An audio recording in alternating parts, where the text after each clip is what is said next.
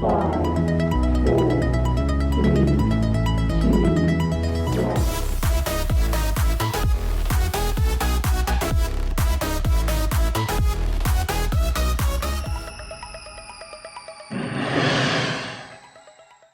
Hello, everybody. Welcome back to the Fitter and Faster Coaches Corner. I'm your host, as always, Mike Murray. Joining me today on the program, I am thrilled to get this guest. I had to reach out several times because she is so busy lately to finally get Coach Dana Skelton on the program live with me right now from Texas and First Colony Swim Team. Dana, welcome. How are you? Thank you. Doing good. I'm very excited to be here. Awesome. Today's topic, we're going to be talking about developing female athletes. I think it's something that every coach is consistently working on adapting their approach to both male, female athletes and the new triad that we're all approaching as coaches and practitioners in sport. But I wanted to start with saying today, it's something that's very important to me. You know, I'm a dad of 4 girls, 3 of whom have gone through the USA swimming process. One is a junior in high school, the other 2 are in college, and we have an 8-year-old. So I'm always interested in learning more, and we're always interested as a staff in finding ways to motivate every athlete in our program. This past year, you were the recipient of the United States Olympic Committee's Developmental Coach of the Year. Congratulations. What an honor. Thank you. A big part and parcel is a program that you started within First Colony, and I thought it would be a great segue today to lead with that topic and to discuss the program that you started on your club and how it's developed. Yeah, so past at my location, I'm kind of in one of the main locations, First Colony area, and past me, I work with the 9-10s, and after me, there were no female coaches. So once the girls kind of get past me at 10, going on 11, it's all male coaches. And we're kind of spread out across different locations, so I really don't get to see them until we're maybe combined for long course or swim meets, where I got to kind of see the girls that I had before. And there are some male coaches, and it's amazing, by the way. Some of the male coaches that have these girls will come and ask me, hey, Dana, this is kind of happening, and I don't know what to do. I don't know what to say.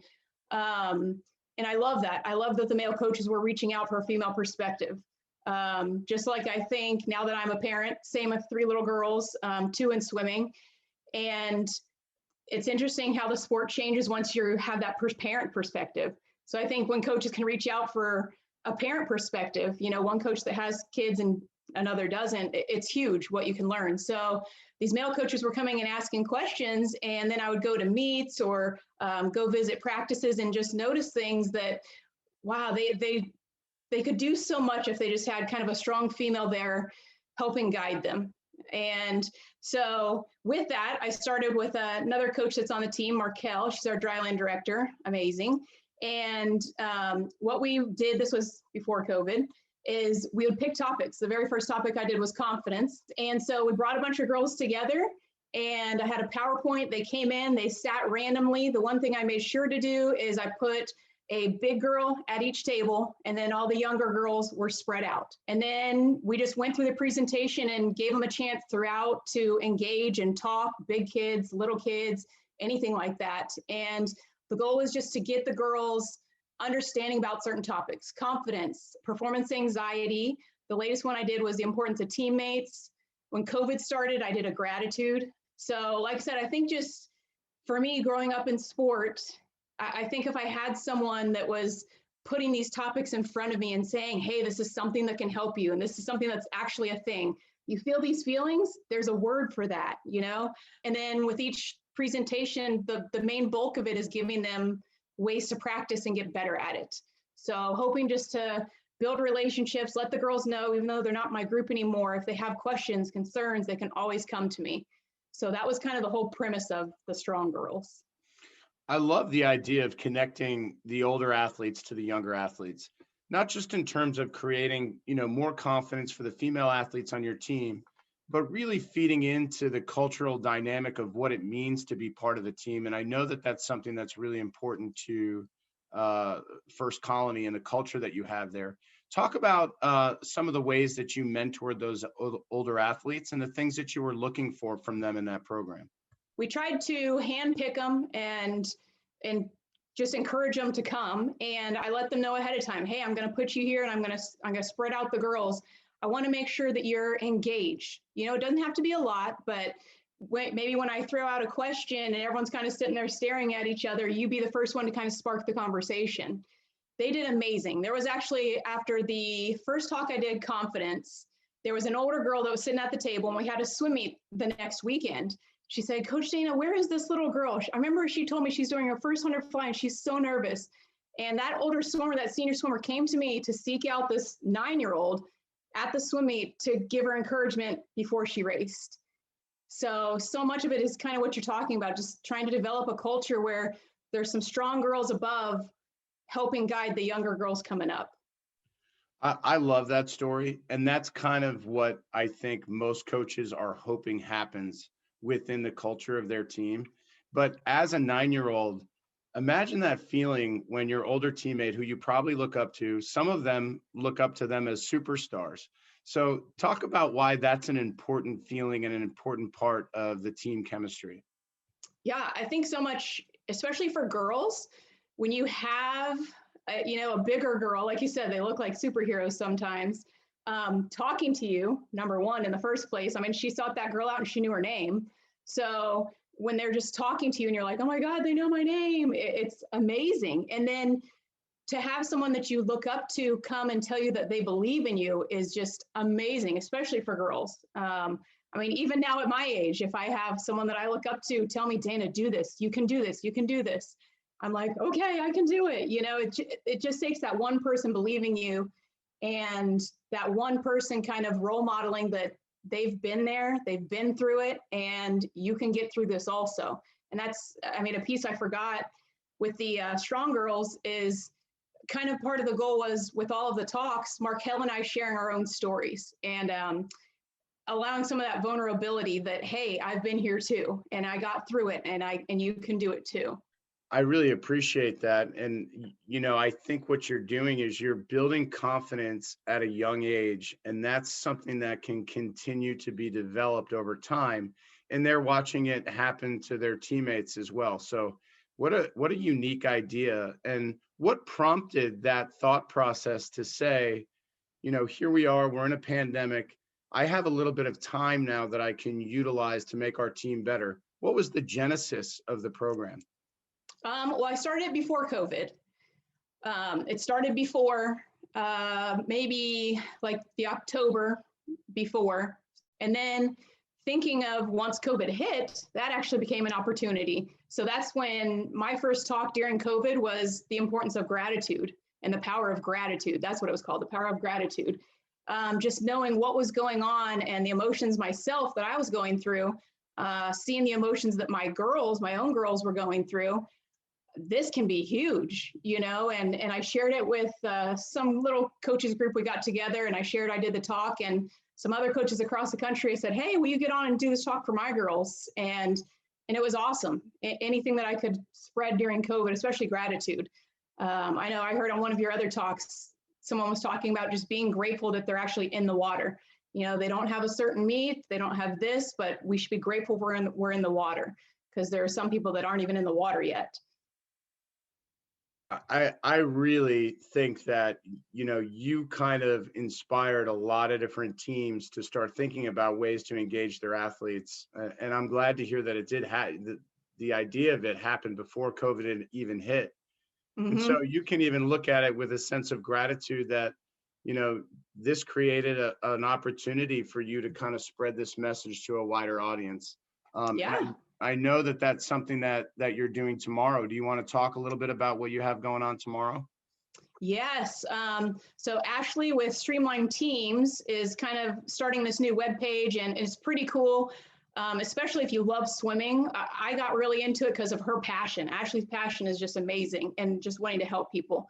So tomorrow, I'm doing a talk with Alexis, Jamie, and Adriana, and it's all about women in coaching. Talking about just some myths and trying to get the conversation going about getting some women in some leadership roles. Part of it for me, my role, I think, in the conversation is I am a 9-10 coach, and I love it. That that is my role. I will never be a senior coach. I will never be taking kids to Olympic trials. And I am okay with that. And once I really embraced that this is my role, it really changed my coaching. So, and I think for some women, whatever your goal is in coaching, if you want to become a senior coach, if you love the 9-10s, whatever it is, take it on. And even in this role, I can still be a leader, even as a 9-10 coach. So we're going to be talking about a bunch of stuff like that. One of the things that if you look across the scope of USA Swimming, in my opinion, over the last 2 decades, we've had so many great age group coaches. And so many of those great age group coaches are women. We're starting to see more really successful, highly passionate, highly driven female coaches at both the college and the senior level. What do you think has kind of taken so long for some of these women to make these breakthroughs? Was it a cultural thing? Did it take time for the coaching community to kind of open their arms to this? What are some of the reasons behind it? I think the biggest thing is exactly kind of what I said with that girls talk. There's not many role models out there, like there's not very many female head coaches. It's getting way better. But I mean, me as a young coach, who could I look up to? What goals do I have? And who could I look up to start to achieve those goals?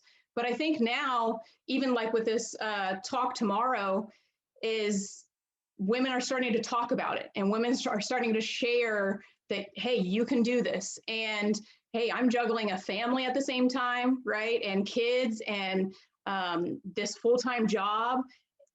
But it's possible. It's hard, it's challenging, but it is possible. So I think just people putting out there, sharing their stories and letting other women know that you can do it. It's been so great to see, and you see the success. And First Colony especially was a huge part of that when Allison Beebe and Simone were having tremendous success.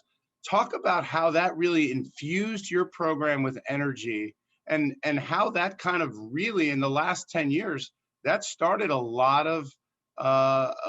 more power and engagement behind women coaches. Yeah. And all of it is, I mean, Allison, she would never say that. But she was amazing. She is, to me, she's one of my mentors, and somebody that just does an amazing job of seeing the big picture in swimming. And even with Simone, seeing the big picture, not getting caught up in the moment, like, okay, whoa, she's really fast right now. She saw the long-term progression that was needed. She didn't know exactly what to do, and she asked for help. And I think she instilled that in a lot of coaches, especially me. And now I'm in a role where I get to work with all of the younger developmental coaches on the team. So if I can do kind of what she did, just get the coaches to see the long-term progression, see the big picture, learn to grow to be lifelong learners. That's one of her biggest things that I got. And that, I think, is what's helping the most, is just a love of learning. That's the thing that I think drives so much success at the age group level, right? You mentioned you understand that you have a skill set that really is locked in at that 10 and under, maybe 11, 12 age group. And you're so passionate about it that there's no need for you to try to be this senior coach. Talk about the process of getting to that point and understanding how you fit into that age group. Yeah, I was super lucky. I was able to coach I've been with First Colony around 15 years, and I've been able to coach at every level, every group on the team at some point. I was even Allison's assistant for a little while. And it was interesting when I was kind of, moving around, finding different things. I enjoyed them all. It was interesting, right? Each thing has its own special, something that makes it fun. And then one year, Allison was like, Dana, I'm going to put you right here with these 9-10s. And I remember once I got started, I was like, oh my gosh, this is the first time I've actually felt like scared and nervous. And I think it was because, okay, this is it. It was just that beginning of, wow, this is it. This is exciting. And I'm nervous, and it's going to be a challenge, but I want to get better at it. And it was interesting. That's what it was for me. I was the most scared and the most nervous about that group. And it's great to see now probably some of those first groups that you coached and what they're doing and followed their journey. And Talk about what that means to you and what that means in terms of, you mentioned Allison Beebe, lessons for life. Talk about how you engage with those athletes now as alumni of your program. Yeah. And that's really like, as a 9-10 coach, you don't get the notoriety of a lot of things, right? Like, oh, I have so many Olympic trial qualifiers. I have so many top 10s. You don't get that. And that's something, when I realized that this was kind of my niche, that I had to come to terms with in a way, and I had to start finding other ways to feel fulfilled as a 9-10 coach. And it would be going to a swim meet, and there's someone now that's swimming at UT, and she ran up and gave me this big hug and took my picture and put it all over her social media. I'm like, one of my favorite coaches ever. And, so it's little things like that, or just being able to sit back, and I'm fine not being in the limelight, but sitting back and watching some of our girls that are doing really well. And I can be like, oh my gosh, I played a part in that. I don't need the glory, but it's pretty cool to just sit back for myself and think, wow, I helped her, or I helped him get there. So yeah, I've had to find different ways, like I said, to feel fulfilled in my position. But again, once I did that, it was a total game changer for my coaching. When we think, Dana, about coaching female athletes, and, obviously there are a lot of male age group coaches and male senior coaches. And I would like to think that we're always trying to find ways to better connect to our female athletes. What are some things that male coaches should consider that maybe we don't think about often in the way that we approach our training, the way that we approach our relationships with these athletes? What are some of the things that male coaches should really consider in terms of developing their relationships with the athletes? Yeah. It's interesting, when I sat down knowing we were going to talk about this, I sat down for a little bit and I came up with like 3 pages of notes, and this was in an hour, 3 pages in an hour of just thinking about female athletes. So I'm just going to look off of here so I can make sure I can hit my key ones. I think a big thing is you have to be proactive about it. I don't think you can sit back and assume that it's going to be as easy as it is for, the male swimmers, or it's going to be, okay, I had this one female, we connected really well, so it should be the same for all of them. So I think you got to be proactive. One of my favorite things is letting them know that they have worth regardless of the outcomes.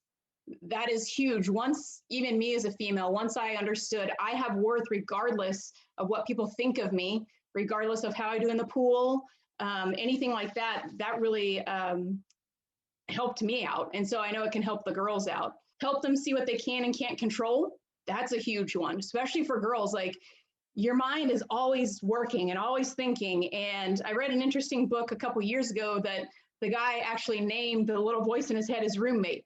And he said, don't let your roommate take over. You realize it's that, it's somebody else thinking it. You don't have to believe that.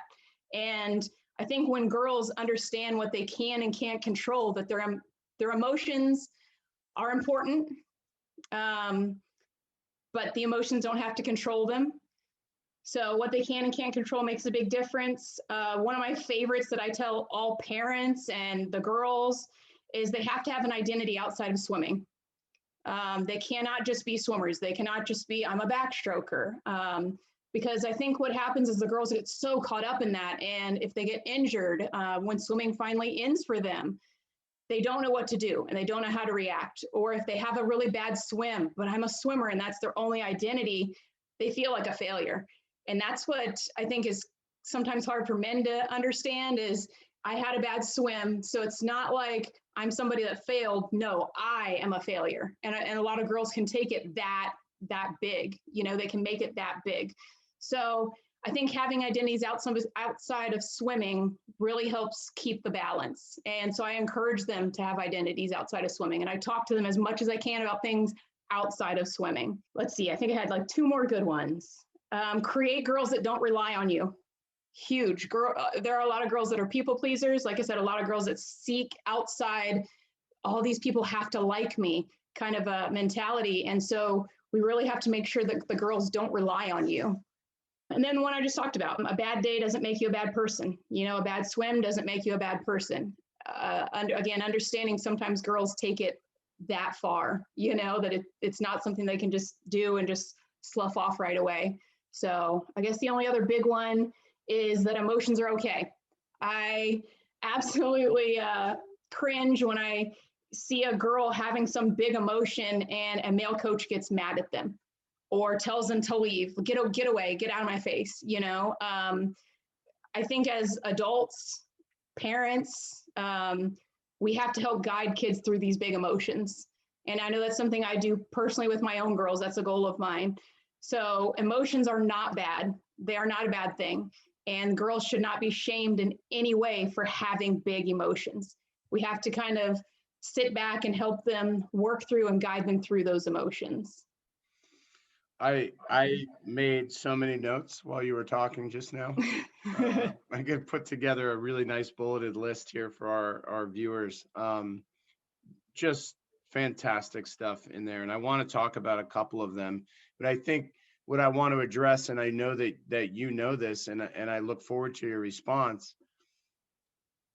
It's also okay, I think, for us coaches not to have all the answers in the moment, right? So Oh yeah. talk to me a little bit about that, and how do we, not just as male coaches, but all coaches, how do we start to have a strategy to know when we need to say something, when somebody needs a little space? I know it's different in every unique situation, but what are some things we can consider? My number one thing, especially in my coaching, is reflection. I mean, I will say something and I will see how that person reacts to it, especially the girls. And I will be like, okay, wow, that was not the reaction I was expecting. That didn't go very well. How can I say this differently next time? How can I engage with her personally as an individual differently next time? So taking that time to reflect, I think, is probably the thing that's helped me the most. So critical, right? And remembering your different athletes' responses to, how you've engaged them, maybe after a bad swim or they're having a really bad day. One thing as a dad of girls and as a coach, that I've seen often in my career is somebody might be having a really bad day, and I'll try to go, in the dad toolbox, and you use humor, and then you get no response, right? And you're so frustrated. You're like, I just want to make this situation better. I just want to fix it, right? We want to fix. And that's generally a male thing. We want to be fixers. We want to be solvers. So how do we slow ourselves down in those moments?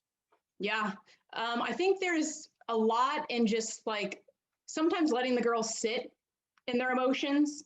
Because like I said, sometimes things will happen and they have no word for the emotion. I feel this, but I don't know what this is. I think sometimes when you let them sit in it, you can come back to it later and they can describe it a little bit differently. Like at first you might be talking to them, like you said, I do the same. I'll try and like make a joke, I'll make fun of myself just to make them smile, and I get nothing. So, hey, why don't you go warm down and then, come back and we can talk about it. Or, I'll come back to her when she's sitting on the bench after warm down. And like I said, just I think with some time, thinking where they can still not maybe come up with a word for the emotion, but they can come up with descriptions for the emotion. And once they get those descriptions, again, that's on me to help guide them. Oh, okay, that sounds a lot like anger. Well, why are you angry? And then you can start having a conversation with them. So sometimes I think just stepping away and noticing, okay, this isn't going like it should. Or again, maybe they need that time to warm down to let some of the high emotions drop down where they can actually then have a conversation about it.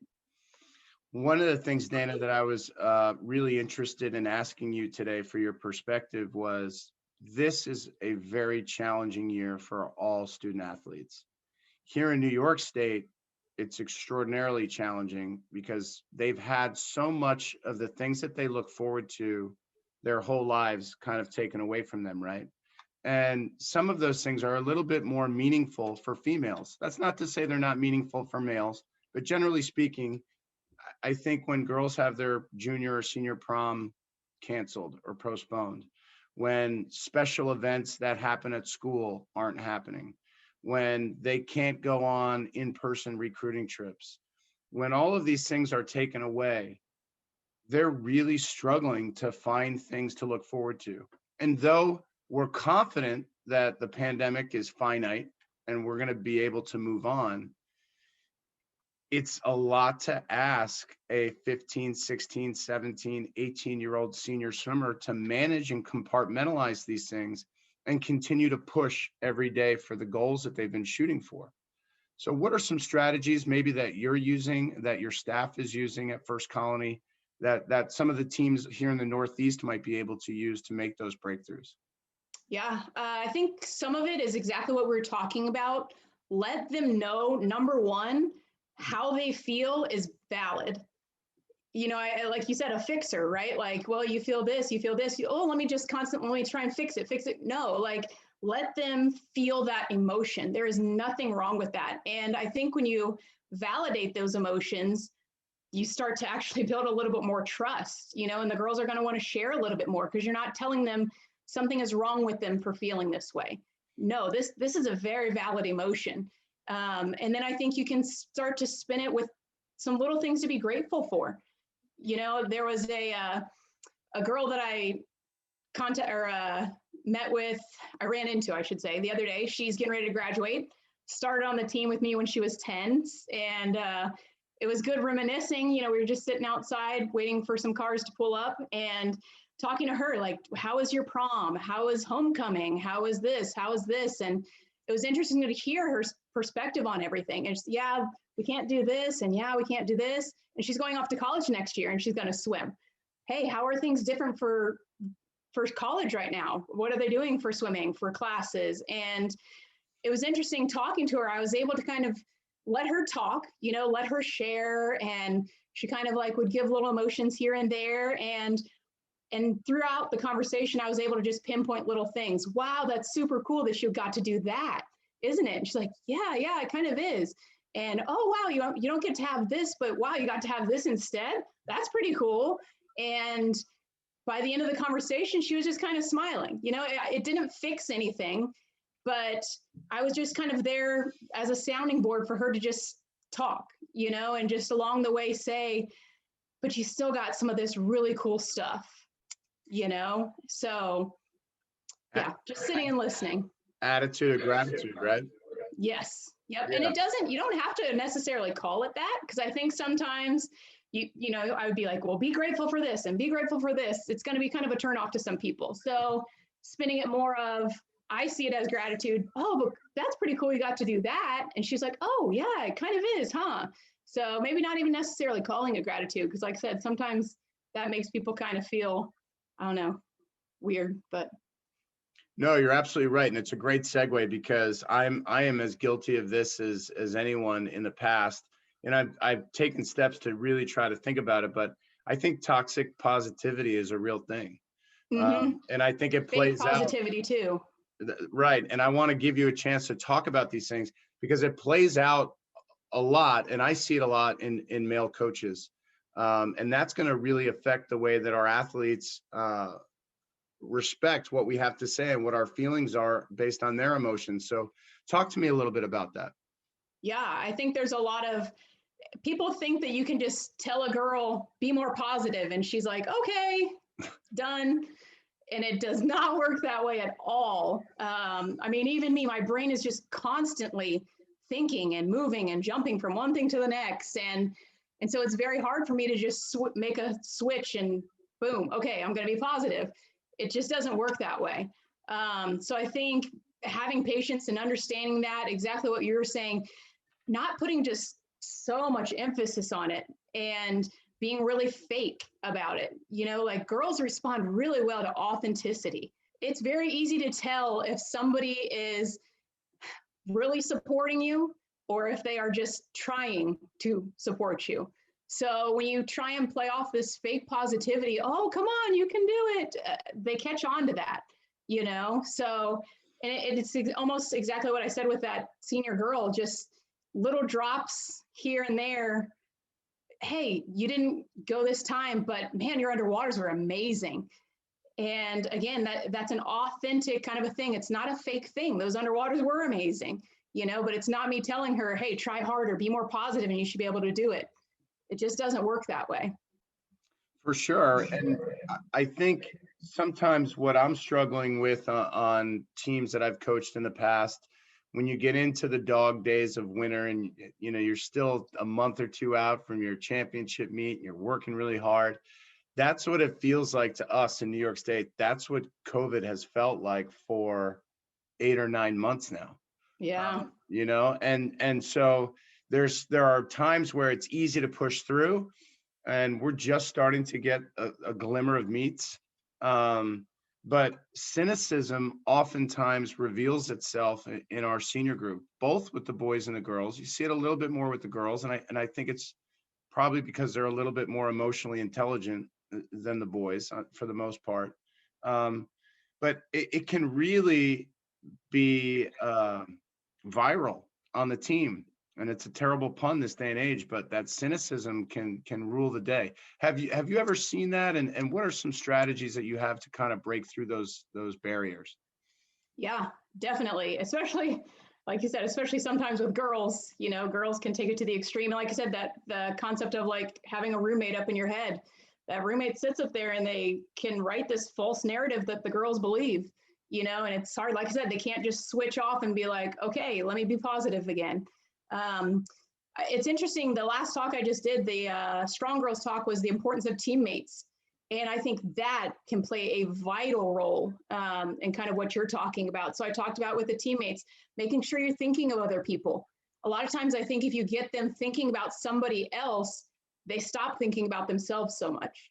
It gets the spotlight off of you.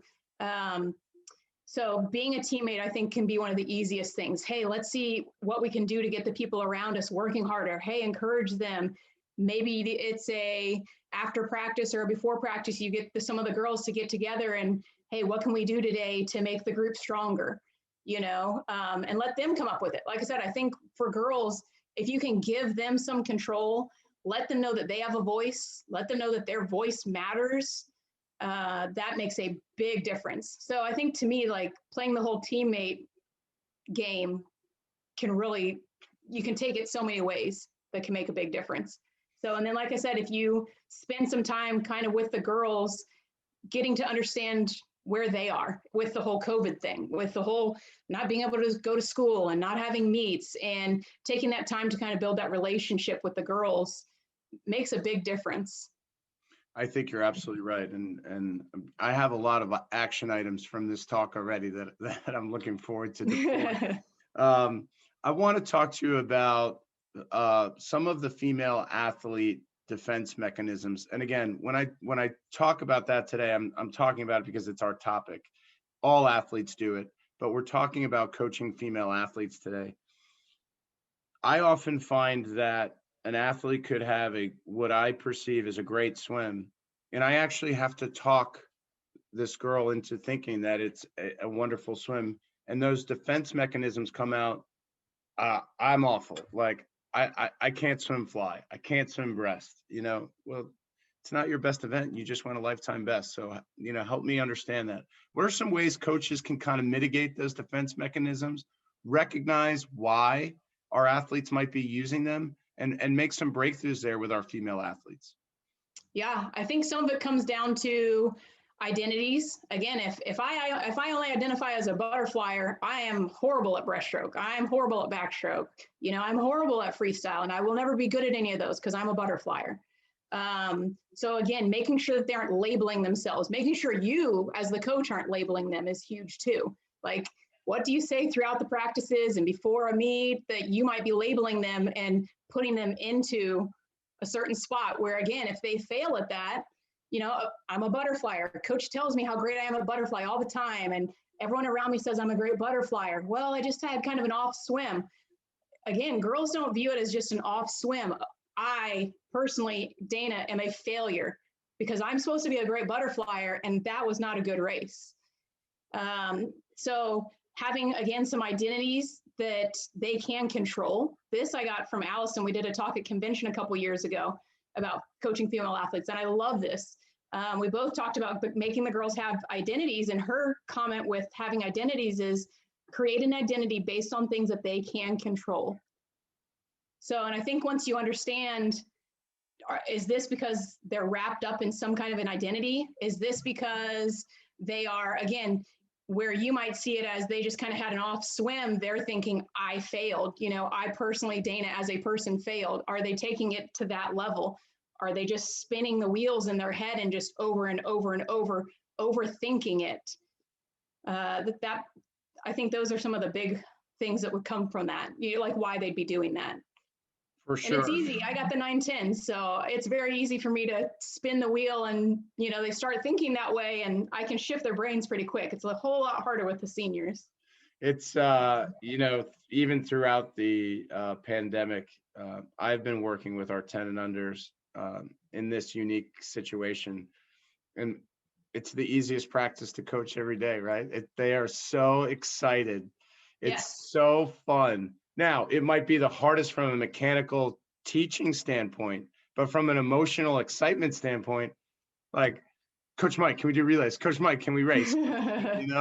And it's just so refreshing. You forget about that, and I'm certainly I'm jealous of those coaches who get to have that all day.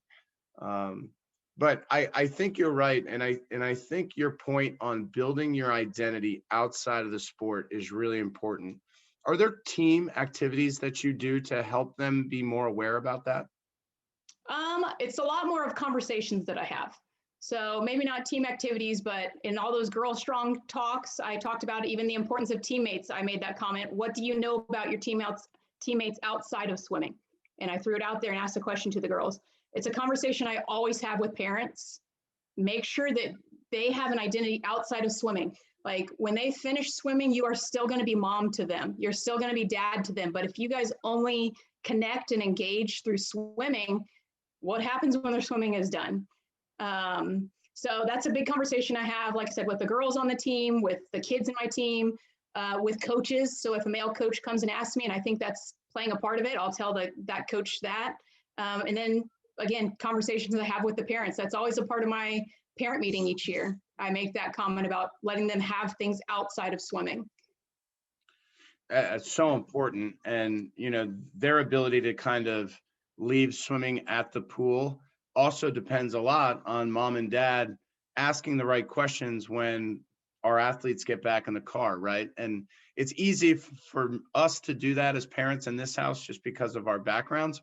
But I think for many parents, how was practice? What kind of sets did you do? What were your times?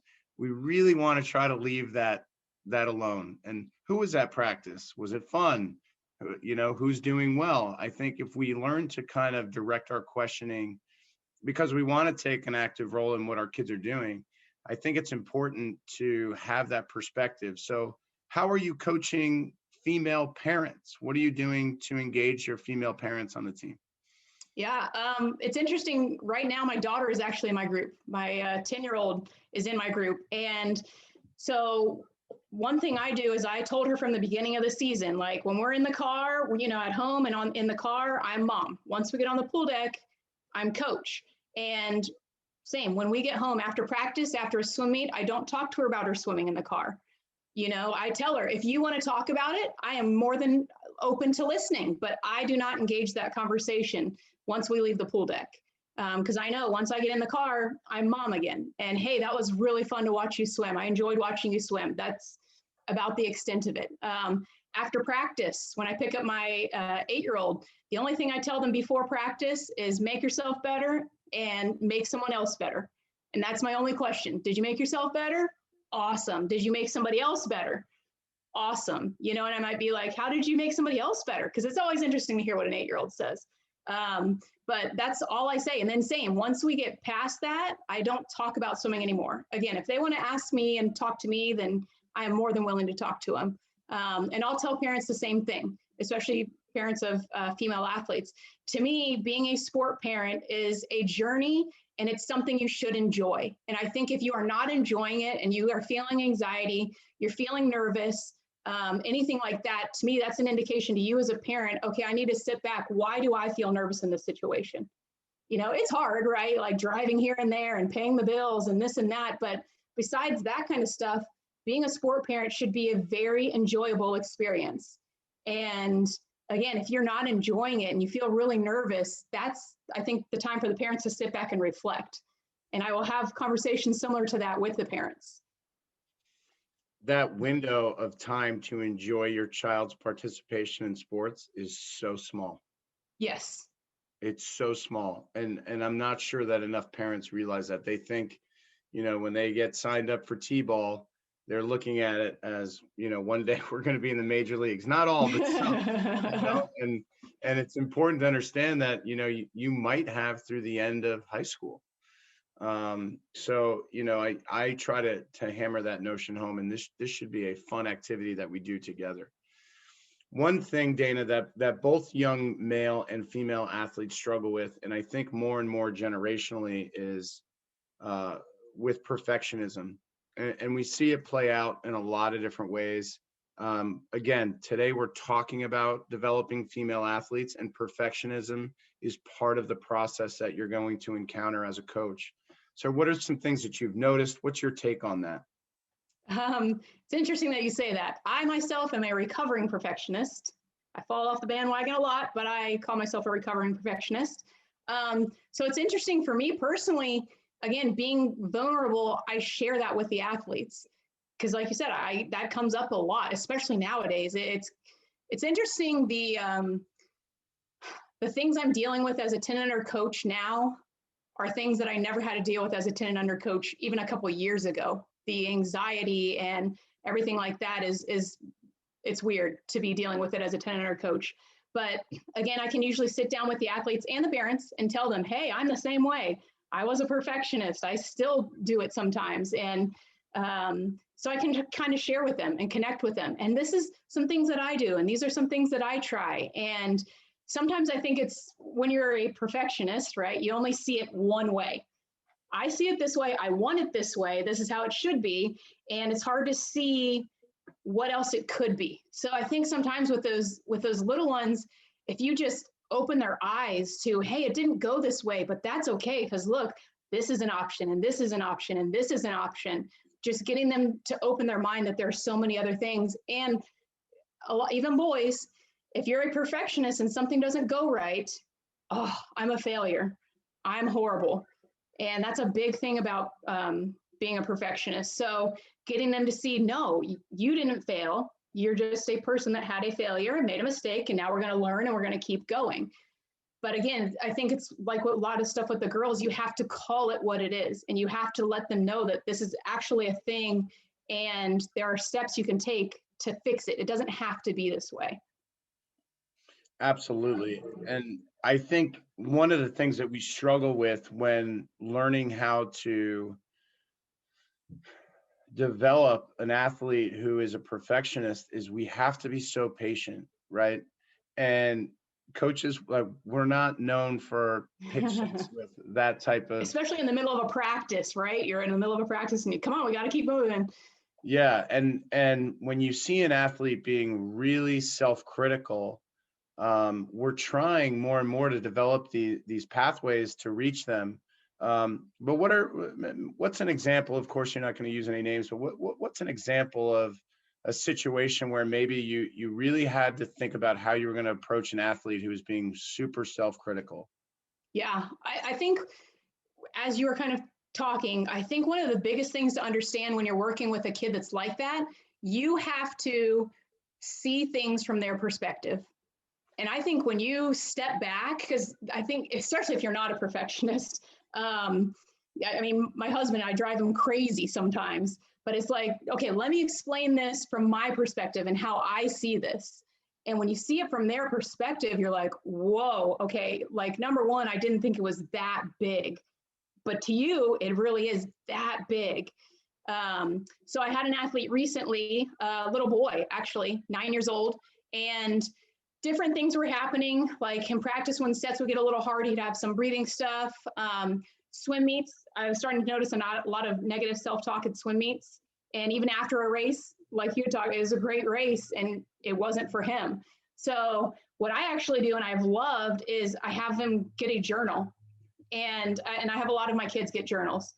And this became a pretty cool way for us to kind of start to build our own relationship, start to build trust, but as a way for me to give him little prompts, and he could see why he was thinking that way. Sometimes at their age, they don't even know that they're thinking that way. Or again, they don't know, well, I'm thinking this way, but what? There's actually another way I could be thinking? Like, they don't even know that's a thing. So, and that's actually, we have a swim meet coming up, and I know he's going to start thinking about these events. And so I'm going to give him some prompts today, actually, about thinking about the swim meet coming up, you know, and not thinking. So a lot of times people think so much in the present, or in the future, think about the future and worry about the future. And that causes a lot of the issues. So, or sometimes with perfectionists, that's how it was for me. Things come really easily. You know, I didn't always have to study very hard. I was naturally athletic. So when something would be a little challenging, I didn't know how to deal with that. It was like, wait a second, I've always been good at this, you know? So, and it was interesting because I read an article about that, why bright girls struggle. And it was because a lot of times girls think that these qualities are innate and they are unchangeable, right? So I'm athletic, I'm smart, I'm pretty, I'm this. And a lot of times it's words that we use to label them. And girls think it's just an innate thing. And again, if I'm so smart and then I get a bad grade, well, that means I'm a failure. Girls have a hard time. They don't see that a lot of these qualities can be things that you can change and things you can work on. So it was an interesting article recently, but I think ties into this. Oh, without a doubt, without a doubt. And I did want to get to the part of the interview today where I ask you about cultural norms and expectations, social media, and the effect that it's having on our female athletes, and get your perspective on that.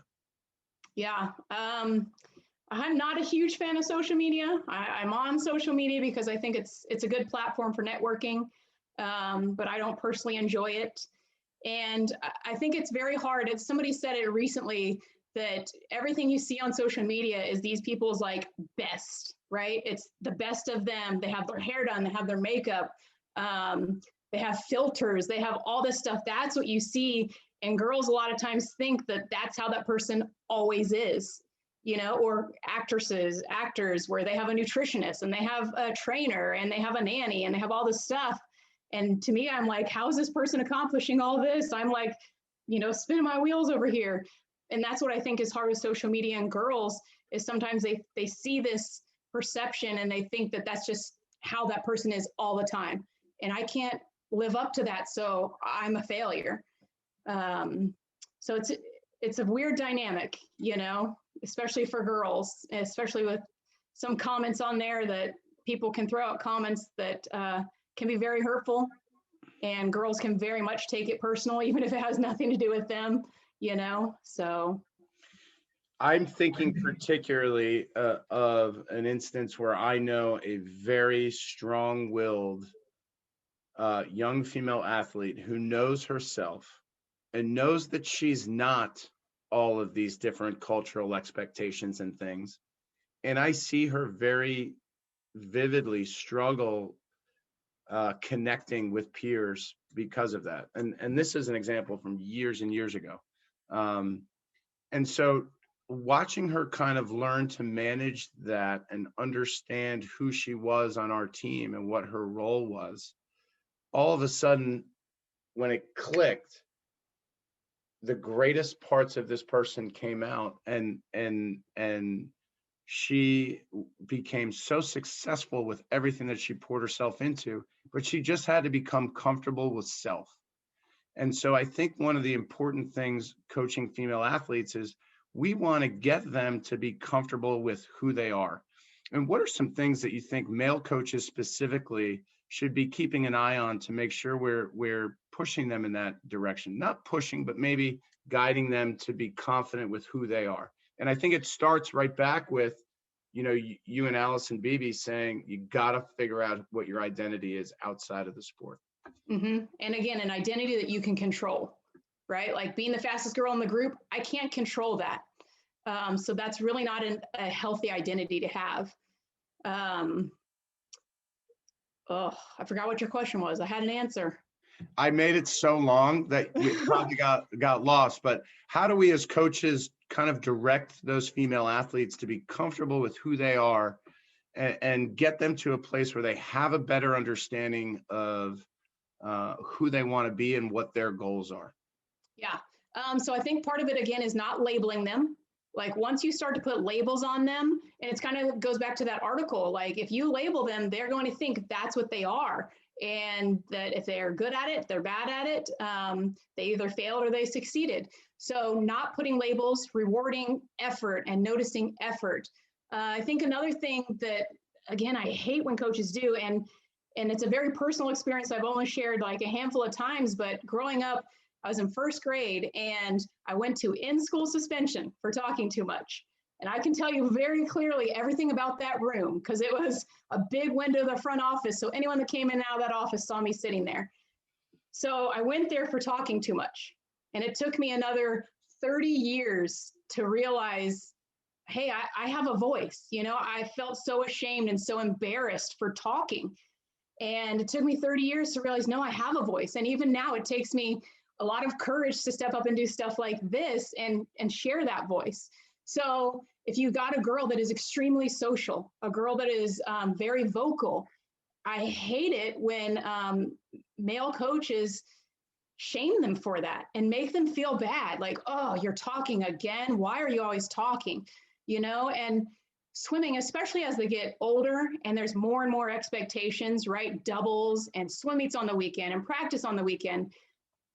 Girls in our sport don't have much time to be girls and hang out with friends.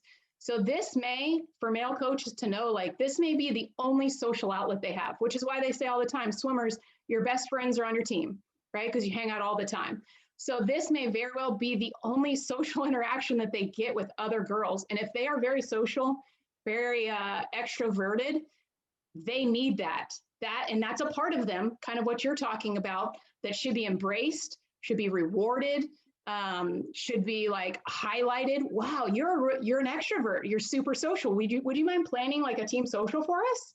You know, taking those qualities and highlighting it, making the girls shine for the things that maybe you don't enjoy or don't fit with what you like or how you are, but it's part of the girl, and really highlighting that makes a big difference. Like my daughter, my 10-year-old is very much a social extrovert, and I am not.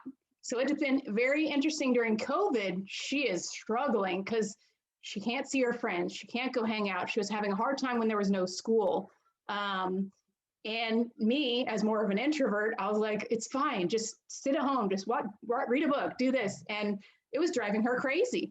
So I had to start finding ways to let her be social and engage with other kids, because that was a significant, and in all honesty, one of my favorite qualities about her.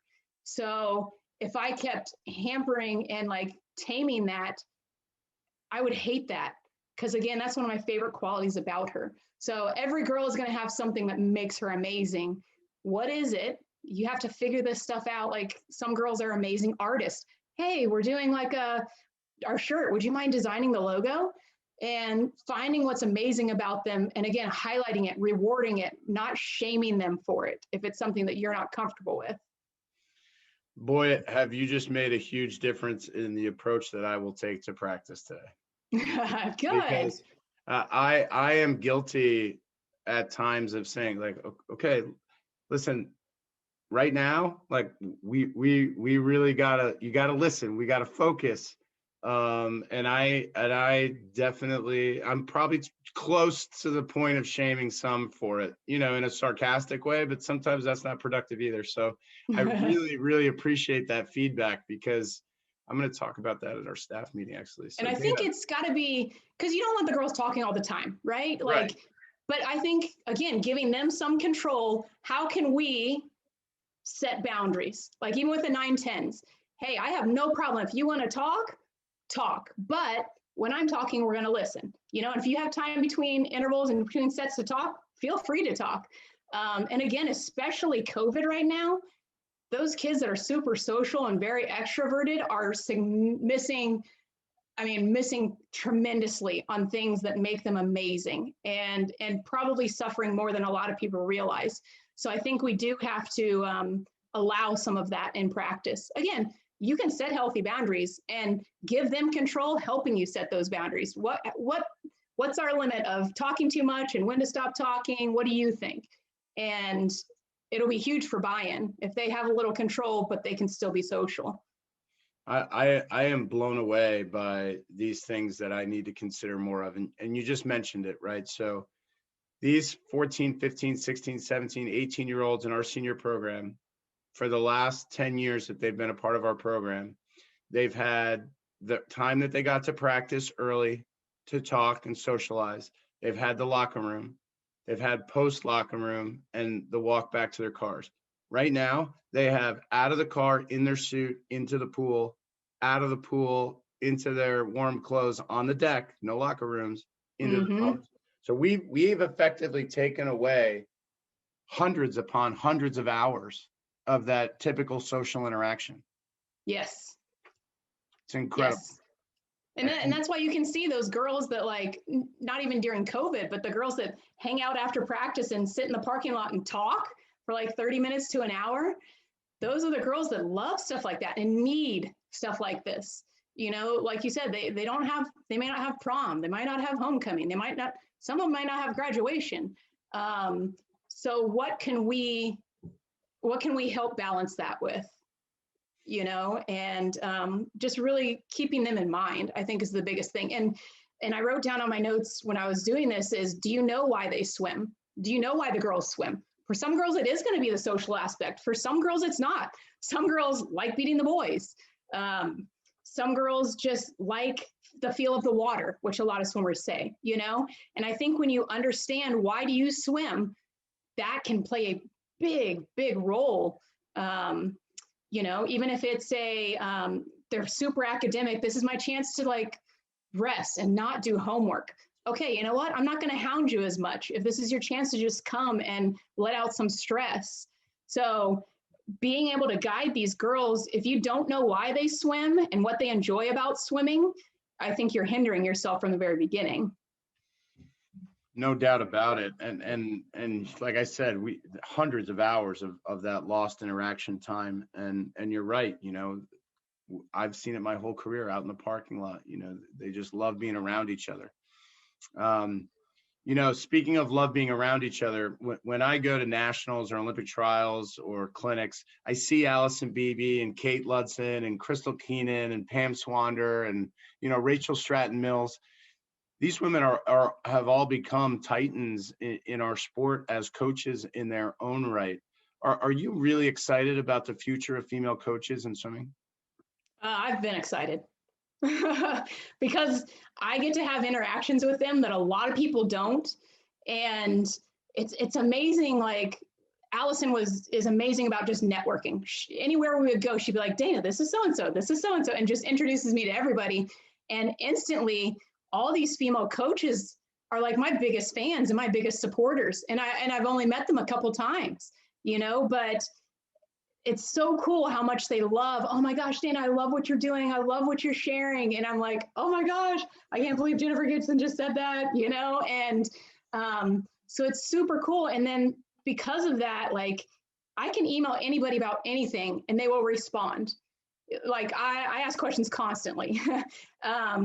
And any of them, they're like, yeah, here's my answer. Here's why I do it. Like, I had some issues with some females. Well, there were some female swimmers that were having some issues with some male coaches. And I emailed a couple female coaches, how would you deal with this? And they were all like, oh, I would do this, and I would try this, and I would try this.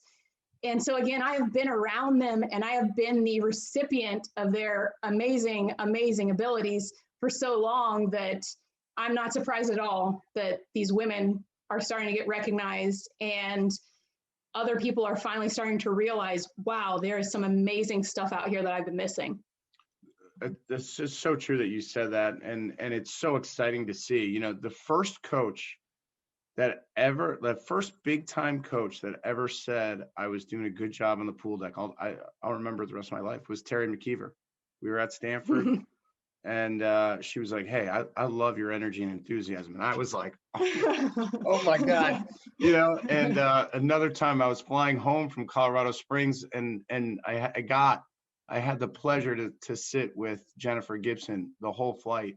And I just learned so much, you know. And you're right, it's so exciting to see And I'm really excited to see the direction, and the coaches that we have on our staff at Victor, our female coaches are just such a great resource.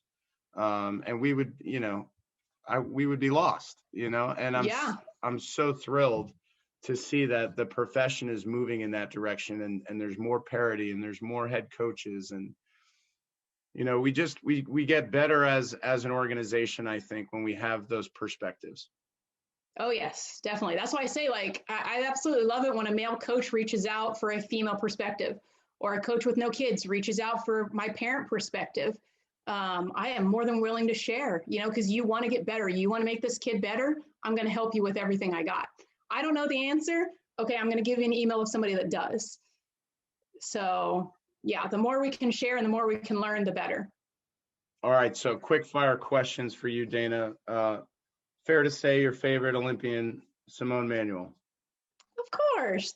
Mostly not because she is like amazing, right? Like swimming, but she is one of the most amazing people. Like, I have never seen anybody like her again in terms of just like how she helps other people, her being a teammate, like her respect for all the coaches. It's just, she is an amazing person. So in the pool and out. It would have been so cool to see like a live stream when she won the 100 free of all of the First Colony swim team coaches and people. Was it just bedlam? It was, and I was pregnant at the time. I think right after she won the medal or something, I had my baby, and they did a little parade down here, and I was like, I couldn't go. And so, but I remember, and again, this will attest to why Simone is so amazing. One of the coaches ran into her mom and came back and said, hey, Simone's mom wanted me to tell all the coaches thank you for what they did for Simone. I mean, it's just a testament to why Simone is the way she is. Her mom and her dad are just amazing also. A lot of the Olympians are Olympians because they had great parents. Oh, yeah. Yes. And Simone's parents were amazing to let Allison do what she does best. Super supportive. What's the direction of our sport, Dana? I know it's a little bit of an esoteric question, but where do you see the direction of our sport going? Now we have the ISL. College swimming seems to be in this very strange state of affairs right now. Where do you see our sport in 10 years? I think we're going to learn a lot. Like coming out of the pandemic, I think we're going to learn a lot. I've heard more and more coaches talking about we've been doing less, but the kids have been getting faster. The ISL is super exciting. I haven't been, but everyone that I know that has gone has said it is like the coolest experience. So I think people just understanding more about swimming is going to be huge from the outside perspective. That, everyone like in college and stuff like that, all the football players, everyone's perception of swimming is you just kind of float, and once people start seeing real like ISL and getting some of our meets on national television more, and so people are going to see like, okay, this is not what I thought it was. And then again, from the coaches side, what we're going to learn coming out of the pandemic, how to do more with less, how to be more athlete centered, think about the mental side way more than we ever were before. So I'm actually pretty excited to see what comes in a couple of years. All right, last question. You're taking off your coach hat right now. You're putting your parent hat on. What do you hope your kids get out of the sport of swimming?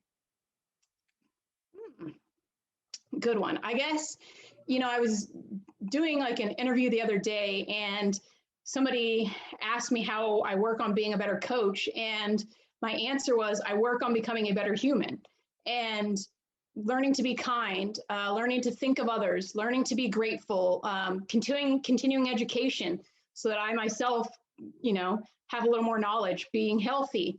And I think that plays into me where I am in my coaching, so if nothing else, if my girls understand just how to make themselves a better person, and swimming, sport in general, that's what I love about sport. You get all of that, right? Like you learn to treat others kindly. You learn to help others. You learn to push yourself. You learn to be healthy because you have to learn how to eat. You have to learn how to sleep, recover, all that kind of stuff. So I guess my overall love or hope would be that they just learn to work and try to make themselves a better person. And it'll all work out in the end. I love it. I love it. Coach Dana Skelton, thank you so much. This episode of the Fitter and Faster Coaches Corner will be up on our website tonight, and we will make sure we promote on social media. Really appreciate your time, Dana. I'm so looking forward to the talk tomorrow with Alexis and Andrea and Jamie. Jamie, one of my heroes in coaching growing up here in the Northeast before she was down at Yoda. So super excited to watch that. And thanks so much. Good luck to you and your team. And look forward to hopefully seeing everybody soon in person. Yeah, definitely. Well, thank you. Thanks, Dana. We'll talk to you soon. Thanks, everybody.